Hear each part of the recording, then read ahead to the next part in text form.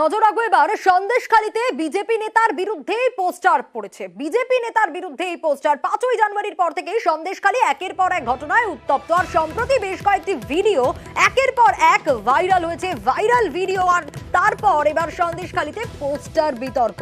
সন্দেশখালীতে BJP নেতার বিরুদ্ধে poster. Ziaul আমাদের প্রতিনিধি রয়েছেন আমাদের সঙ্গে। জিয়াউল, কারা ফেললো এই পোস্টার, কাদের দ্বারা এই পোস্টার পড়লো, কি অভিযোগ?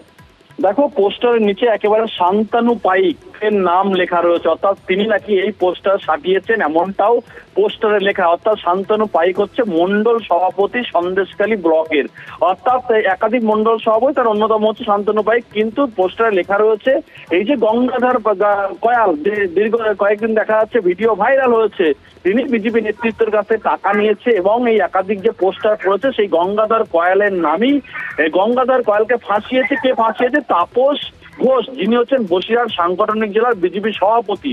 এবং শুধু এটি নয়, এবং বিজেপিকে তৃণমূলকে সাহায্য করছে এই তাপস ঘোষ। এই ধরনের পোস্টারে উল্লেখ করে এই সন্দেশখালী, সরবেড়িয়া, একেবারে ধামাখালী সহ একাধিক এলাকায় পোস্টার রয়েছে। কিন্তু এই শান্তনু পাইক, যার পোস্টারের নাম উল্লেখ রয়েছে, তার স্পষ্ট দাবি, তিনি কেন এই পোস্টার মারতে যাবেন? সবটাই শাসক দল তৃণমূল কংগ্রেস ইচ্ছাকৃতভাবে বিজেপির মধ্যে গোষ্ঠীকন্দল বাঁধানোর জন্যই শাসক দল এই ধরনের পোস্টার মেরেছে। অন্যদিকে যার নামে পোস্টার, অর্থাৎ এই যে একেবারে তাপস ঘোষ, তারও দাবি যে শান্তনু খুব ভালো দক্ষ সংগঠন, তিনি এই পোস্টার মারতে পারেন। কিন্তু শাসক দলের দিকে অভিযোগ করে শাসক দল অভিযোগ অস্বীকার করে বলছেন সবটাই বিজেপির গোষ্ঠীকন্দলের জেরে এই পোস্টার।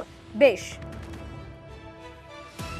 হাতাত আছে যদি লোকে বলে, তো এর কি উত্তর দেওয়া যাবে? প্রথম কথা। দ্বিতীয় কথা, এই ধরনের কোনো পোস্টার পড়েছে আমার চোখে এখনো আসেনি। ধরে নিচ্ছি পড়েছে, যে ওই পোস্টারটা লিখেছে নাকি দলের অন্তর থেকে কারা লিখেছে। আমার কোনো শুনলাম মণ্ডল সভাপতির নাম এসছে।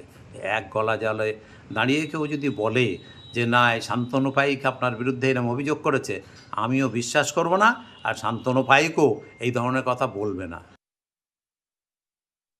পুঁজিপতিদের টাকা বিজেপির জেলা সভাপতির কাছে আসছে, জেলা সভাপতির কাছে কতটুকু থাকবে, মণ্ডল সভাপতির কাছে কতটুকু থাকবে, এই নিয়ে ওরা গোষ্ঠীদ্বন্দ্বে জড়িয়ে পড়েছে। ওরা ভোট করবে কি?